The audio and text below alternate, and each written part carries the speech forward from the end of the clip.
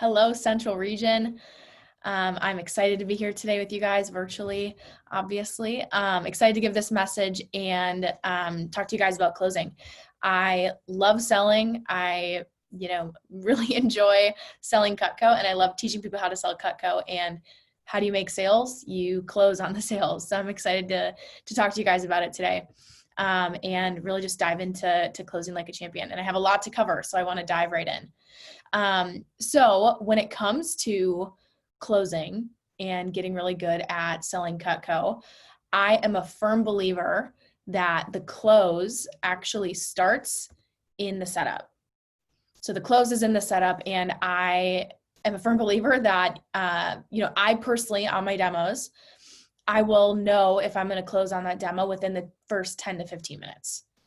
And it's because of certain things that I do at the very beginning of the presentation and questions that I ask and things that I will do on purpose to know, to set it up the right way to be able to close at the very end.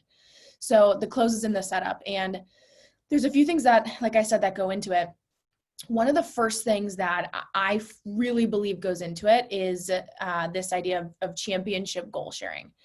Now, this is not a goal sharing message. I could give an entire message just on goal sharing because that's how important it is in your presentations. This is not a goal sharing message, but I want to talk about why this is important. And I remember being a new rep, and there can sometimes be some apprehension behind sharing a goal with a customer, and obviously we don't want anybody to feel like they have to buy, because obviously they don't. They're helping you out just by doing the presentation. However, the reason that goal sharing is so important is it's important to understand that no one is ever going to buy Cutco just to help you out. But the reason that somebody buys Cutco today is because it helps you towards your goals. So here's what I mean. So no one's ever going to buy Cutco just to help you out. If that were our average order size is, $250, $300. If that were the case, no one's ever going to spend that amount of money just to help you out, right? It's not like the $5 boxes of Girl Scout cookies where you buy 5 boxes and you're helping the kid out. I mean, our average order size is just way too high for somebody to buy it to help you out. If someone was going to spend $250, $300 just to help you, you should just call them up over the phone and ask them for the money. Don't even waste your time doing the appointment. Okay. It's just not a thing. But the reason that somebody buys Cutco today is because it helps you towards your goal.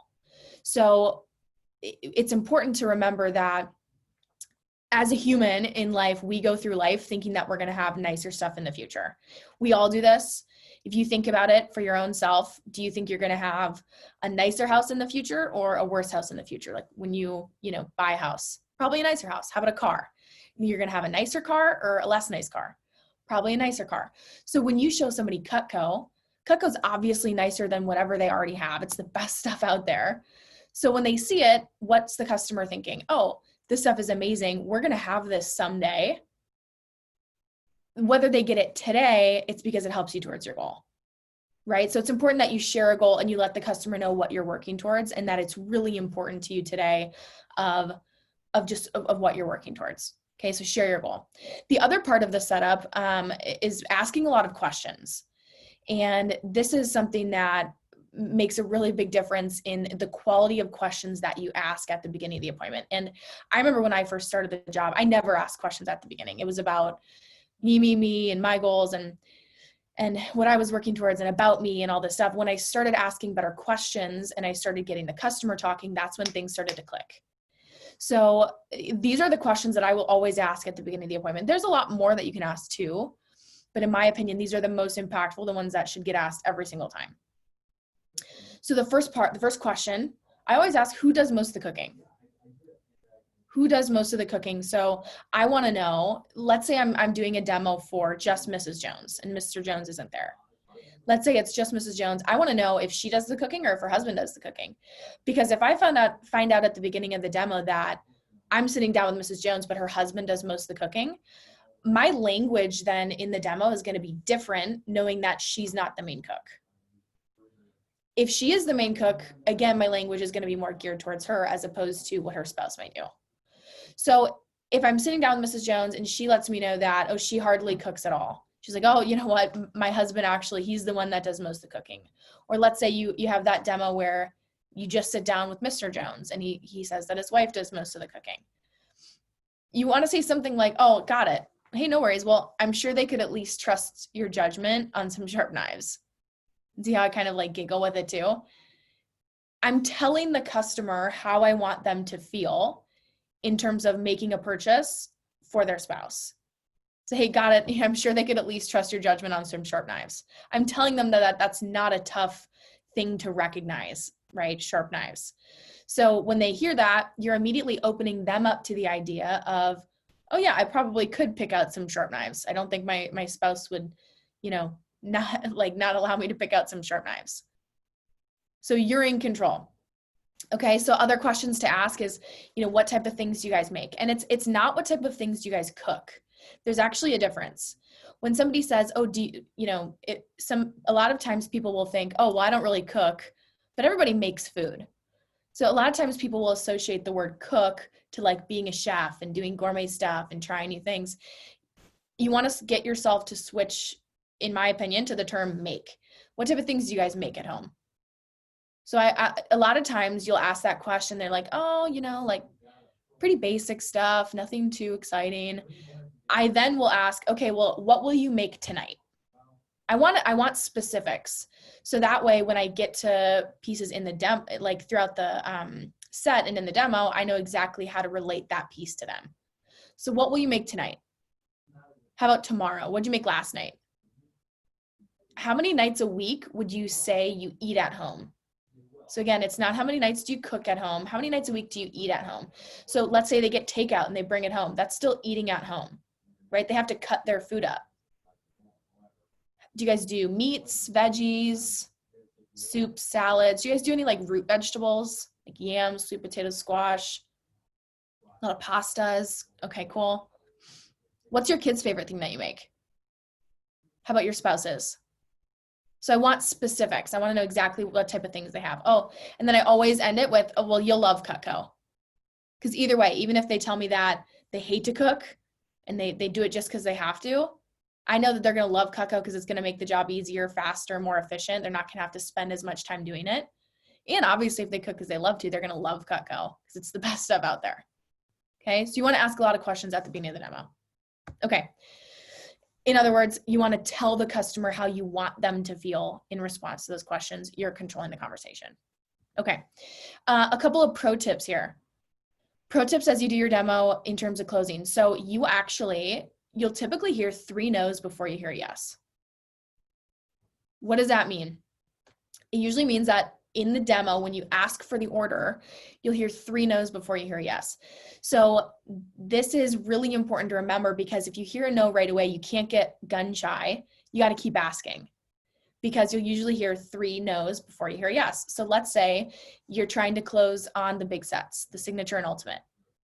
So you ask for the order on the ultimate, no. You ask for the order on the signature, no. You ask for the order on the homemaker, no. You ask for the order on the galley, yes. That's how you get a $700, $800 average order size. Is you have to remember you'll typically hear 3 no's before you hear yes. Adding on to that, you actually want to get more excited as they say no. Why would that be? Why would you want to get more excited? Because think about it the opposite way. Imagine if your excitement dipped as the customer said no. When we ask for the order on the homemaker and the customer says no, we all know that like internally we're a little bummed out. We know that like we want the customer to buy the homemaker because A, it's the best set. Obviously you want to sell a homemaker, B, right? So if you then let your excitement be visible to the customer and it dips, that's not going to make the customer excited about the next set. So if you ask for the order on the homemaker, they say no, and you say, oh, okay, well, we've got smaller sets. Let me show you those. Or we've got a galley set. The customer then is thinking, oh, well, this is clearly not as good as the homemaker. Why would I want to buy this? Instead, if you get more excited and say, oh, hey, no worries. Yeah, sounds like that's just not the best set. Here, let me show you the galley set. I actually think you'd really like this one. This is one of my favorites. See how my energy is much different? And the customer is going to pick up on that. If I'm excited, they're going to be excited to buy it. Okay, the last pro tip I have here is whenever you hear an objection, like let's say somebody says no to a set, you ask for the order, they say no. A really easy line to use is, hey, I'm with you. And the reason that you want to use this line, hey, I'm with you, is because people's biggest complaints that they have about salespeople are that they don't listen. So this simple phrase of, hey, I'm with you, it makes the customer feel as though it's you and them versus the problem, not you versus the customer. So if somebody says, I don't think today is it's just too big, or it's too many pieces, or, it's too much money, whatever it is. It's, hey, I'm with you. I get it. This is a pretty big set.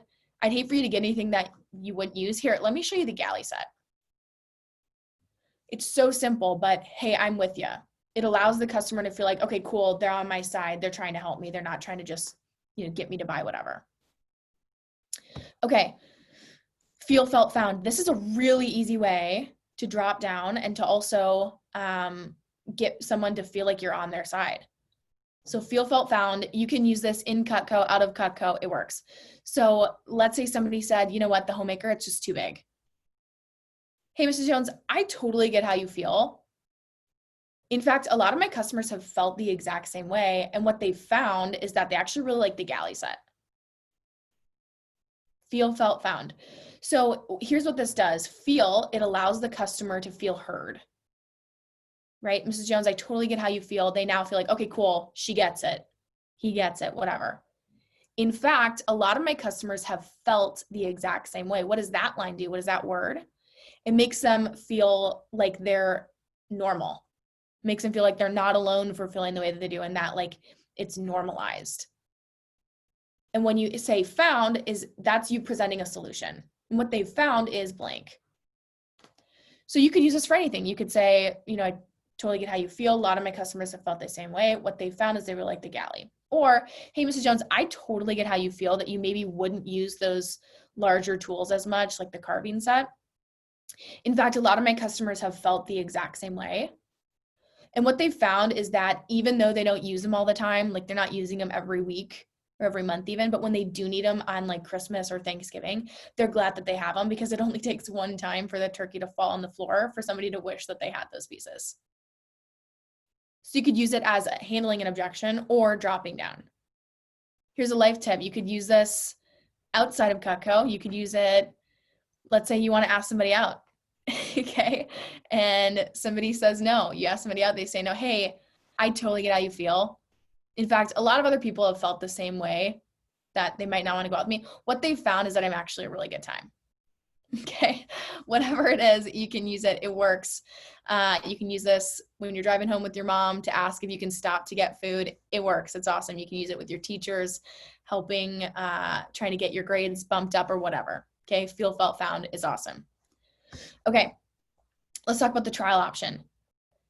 Now, the trial option is a really great way for you to close. So we've all had those demos where someone is like so close to buying, right? Where they're like just on the fence and you're like, I don't know what else to say. Like, I feel like I've tried everything and they're just not going for it, but I can tell they're like right there. They're on the edge, they're on the fence. They want it. You just can't pull the trigger.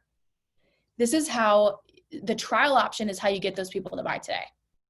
And it's not so much get them to buy it today, it's actually to get them to try it today, hence trial option. So I'll read the phrase, and I would take a picture of this, write this down. I'll read the phrase and then I'll kind of go back and explain it. So, hey, Mrs. Jones, I get it. This is definitely a decision that you want to think about. And I know you didn't wake up today thinking you were going to spend over $1,000 on knives today. If you did, you probably would have called me. So I get you want to think about it. And in fact, most of my customers say the same thing. And what most of my customers do is they get started on what's called the trial option. So basically what it means is they pay a fifth of the price today. They get all the products in a week, try them out for a full month with their spouse, and then decide together if it makes sense for them. And if not, they just send it back and get their money back. What do you think? Or you can say, so why don't we just get you started on the trial option today? That second one takes a little bit more confidence, right? But that's how I would present it, because why? I'm the knife expert. So why don't we just get you started on the trial option today? Okay. So this phrase, this idea of the trial option, this is what gets somebody that's on the fence to actually go for it today.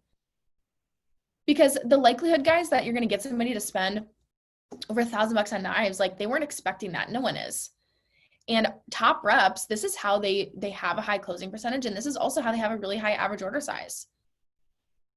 By the way, guys, when somebody buys something on the trial option, what percent of people do you think actually end up sending anything back? It's so slim. I don't have an exact percentage, but like it is so slim. Why? Because when people get Cutco, they love it and they don't want to send it back. When they get it in their house, they actually try it out. It is amazing. And they're like, I don't want to give this up, like, and go back to my old knives. No way. This is also the best way for you to handle the like spouse objection of I have to talk to my spouse, right? They get to try it out together, make the decision together. Something you could add to this phrase is, hey, I get it, Mrs. Jones, that you want to talk to your spouse about it. Most people do. But what I've had happen in the past is, unfortunately your spouse didn't get to see me talking about the products, talk about the guarantee. They didn't get to see the way the knives cut or how the scissors cut the penny. So typically what'll happen is you'll tell him the price and he'll just get kind of sticker shocked. And he didn't get to see all the value. So what most people do is they get started on the trial option. So basically what that means is you pay 1/5 of the price. You get to try all the products out. You get them in a week, try them out for a full month, and then you make that decision together to see if it's something that makes sense for you guys. Right? So why don't we get you started on the trial option? Pretty simple. Okay, that's the trial option. Last little tip I have in terms of closing is the preferred customer upgrades. This specifically, this right here is how my closing percentage is 90%. And I say that not to like flex, okay? It's to kind of impress upon you how key this phrase is. I didn't make this phrase up. I don't know who I got it from, but this works, okay? So let's say you get all the way through the demo. Keep in mind too, this is only if you went through all of the individual pieces. You would never say this phrase if somebody said like no to the homemaker. If someone says no to the homemaker, you go through the galley, you go through all the starters, you go through the individual pieces, the customized options, all that. You only say this line at the very end. This is how you turn a no sale into a sale every time, 90% of the time, okay? So if someone's like, you know what, not today, I don't think so. It's, hey, no worries. It sounds like today just isn't the day for you to upgrade all your knives with Cutco. And I just want to make sure you liked Cutco, right? And if you had it, you'd use it. Okay, great. Well, because of that, let's just get you started with one knife today. And the reason for that is we have our preferred customer upgrades. And what that means is that when a Cutco owner wants to upgrade to a larger set, they can get it at a really big discount. So by owning just one piece of Cutco, you'll save a ton of money in the future when the time is right for you to upgrade to your set. So which piece was your favorite?